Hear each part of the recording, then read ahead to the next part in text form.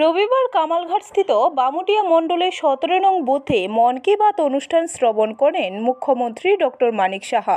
পরে অনুষ্ঠানে বক্তব্য রেখে মুখ্যমন্ত্রী ডক্টর মানিক সাহা বলেন, 2014 সালের আগে দেশে যখন সন্ত্রাসমূলক কার্যকলাপ সংঘটিত হয়েছে তখন এর প্রভাব উত্তর পূর্বাঞ্চলের মধ্যে পড়েছে, কিন্তু বর্তমান প্রধানমন্ত্রী নরেন্দ্র মোদী উত্তর পূর্বাঞ্চলকে হীরা উপহার দিয়েছেন।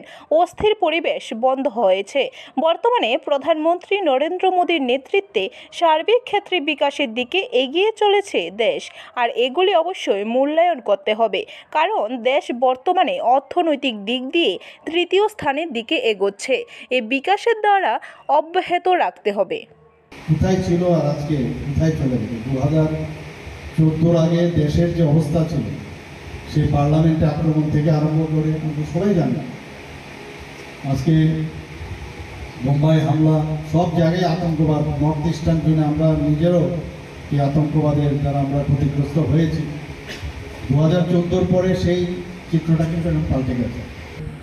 মাননীয় প্রধানমন্ত্রীজি যেভাবে মন কি বাত অনুষ্ঠান, উনি সমস্ত মানুষের সাথে যে একটা কানেক্ট করার যে চেষ্টা, সেটা কিন্তু পৃথিবীর কোনো রাষ্ট্রনেতা এই মন কি বাত অনুষ্ঠান করেন। ব্যুরো রিপোর্ট, খবর ত্রিপুরা।